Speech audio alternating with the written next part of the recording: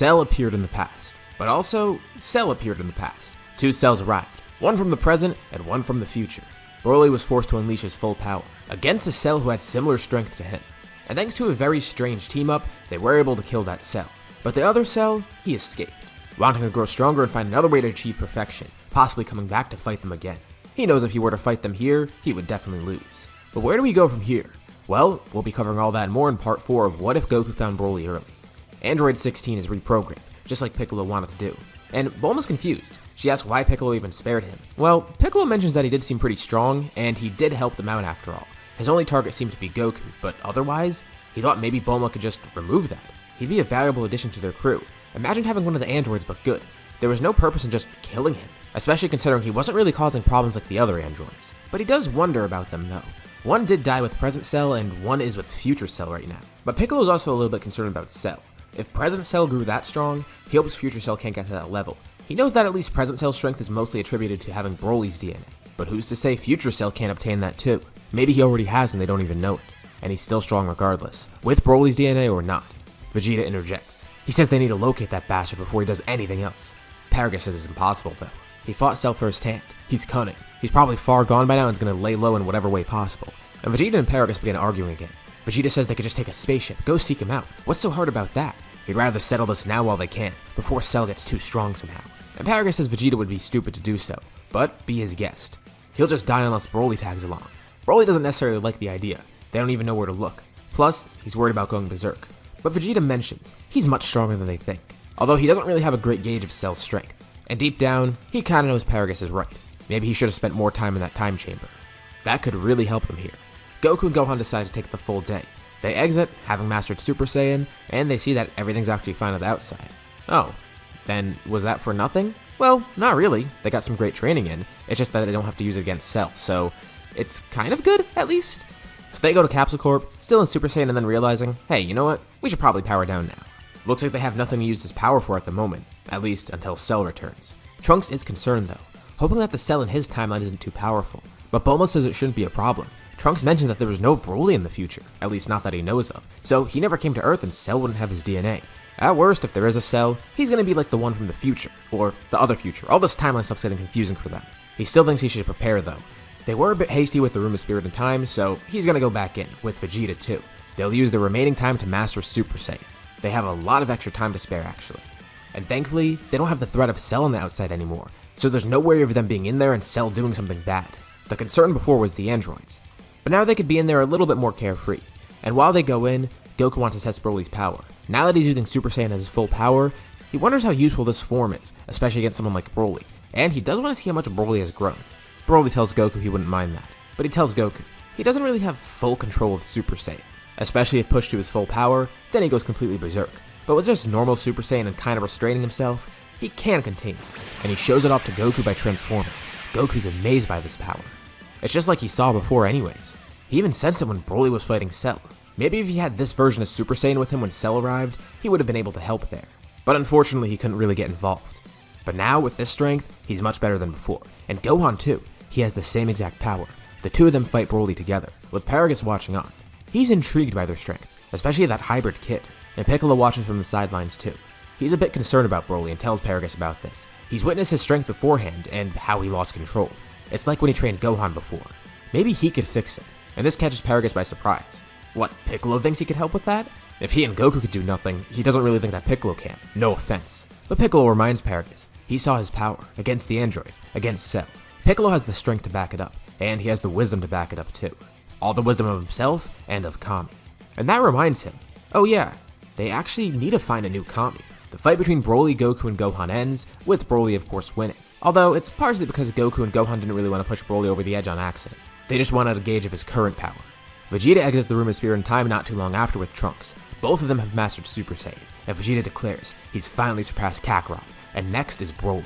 He's very prideful about it, and Trunks is happy about it too. Not shoving it in everyone's face, but he's glad. This will definitely help against the androids. And it seems everything's wrapping up pretty nicely. Trunks decides it's now time to head home, thanking everyone for everything. And he also asks, where did they find BROLY again? It was some planetoid called Vampa, and that makes Trunks wonder if he could ever find BROLY somewhere. Well, first they need to kill the androids and Cell, and then Trunks can think about space travel. Maybe he could even go to Namek, who knows. It's going to be hard to find both of those planets though, if he even decides to look. Trunks heads home, and Piccolo mentions the next order of business should be them going out into space. Earth probably does need a new Guardian, especially if they want the Dragon Balls back. And Goku says they could just go back to Namek. It would be great if they had a way to teleport there or something, but whatever, that's not possible. Although it's going to be a bit tough to find new Namek.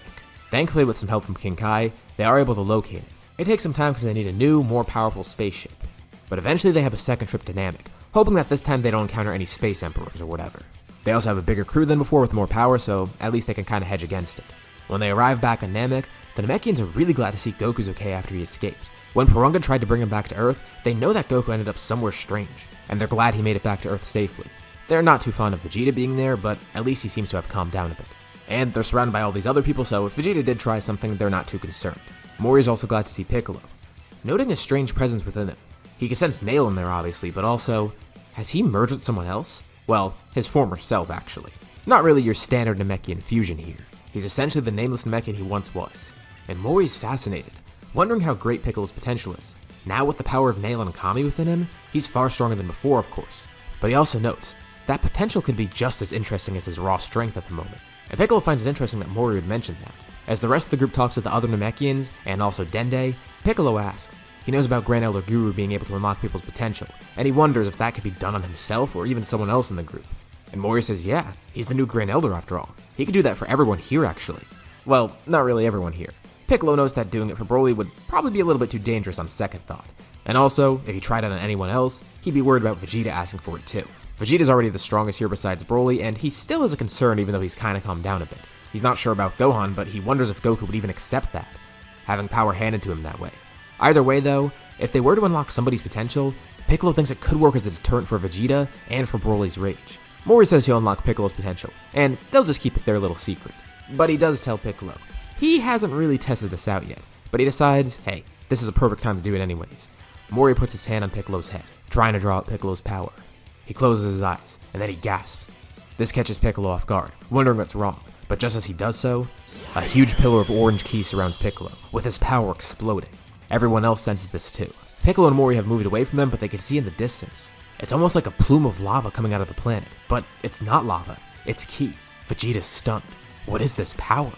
Mori's hand remains on Piccolo's head. He kinda wants to draw it back, but at the same time, he doesn't feel like he can. This power within Piccolo, what the hell is this? Piccolo has a fierce ki around him. He can't contain the power, and he's actually a bit mortified by it. The strength. How is he supposed to contain it? Desperately he tries to, and he is barely able to. And he asks Mori what the hell happened there. And Mori says his potential, it's far higher than he could have ever expected. He nervously laughs though, joking that it should be enough of a deterrent for Piccolo. And Piccolo has no idea of what to think for this. The rest of the group flies over, wondering what just happened. That was Piccolo's power, wasn't it? And Vegeta wants to know what the hell that was. But again, they kinda have to keep this a secret from Vegeta, because he'll either try to force Mori to unlock his potential, or if he doesn't get his way, he'll probably just kill everyone here. Piccolo thinks it's a little bit unlikely, but still, the potential's there for that. So he comes up with a lie on the spot. He says he must have gotten some extra strength from Kami, and Mori showed him how to use it, or something. It's not really too much of a lie because that is kinda what happened, but it's more of an omission of the truth. And Vegeta can't believe it. He challenges Piccolo to a fight, but Piccolo says this isn't the time, or the place. Piccolo thanks Mori covertly, with Mori nervously saying that was a little bit too close. But it's good to know that he has this ability. At least for now, they can't use it on anyone else. But maybe sometime down the road. Everyone heads back to Earth, with Dende volunteering to be the new Guardian of Earth. Oh, and before they leave, they warn the Namekians of Cell. And the Namekians say they'll be fine. They doubt Cell's gonna know the location of their planet. I mean, look how long it took them to find it, and they had help from some sort of god or whatever. This trip was way more peaceful than the last one. And once they arrive back on Earth, Dende makes a new set of Dragon Balls, actually stronger than the previous set. He's glad to be here, and glad to be the next Guardian of Earth. He promises he'll try and do his best. And when they arrive back, Piccolo decides to talk with Broly. He asks to train with Broly, and Broly actually turns it down. He's worried. He lost control when using his full power before, and even when he trained with Goku and Gohan, they had to hold back because they were worried about pushing him over the edge. He's still very nervous about all this, and it's not that he thinks that Piccolo can't help him, it's that he's worried that he'll accidentally kill Piccolo in the process. But Piccolo tells Broly that's one of the first things they need to overcome, that fear of his power. And he also tells Broly not to worry. He sensed Piccolo's power back on Namek, didn't he? He tells Broly the whole point of this training is that he wants to control Broly's power, make him more confident in using it, and make him control his anger more. But Broly's still reluctant. It hasn't worked yet. Goku is powerful and knowledgeable, but isn't on Broly's level. Before Broly went Super Saiyan, Goku was able to help, but now he's not able to. Vegeta's a little bit stronger than Goku, but his training methods definitely wouldn't work. Gohan also is probably stronger than Goku, but he has his own issues controlling his own power. And of course, he's way less knowledgeable and experienced than Goku.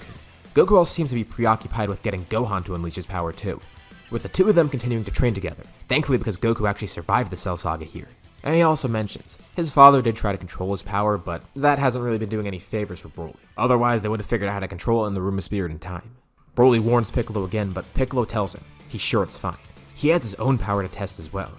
And besides, now they have a new set of Dragon Balls. If, in some really weird set of circumstances where Piccolo actually dies against Broly, hey, worst case, they could just bring him back with a new set of Dragon Balls. Before, that wouldn't have been a possibility because if Piccolo died, the Dragon Balls would be gone.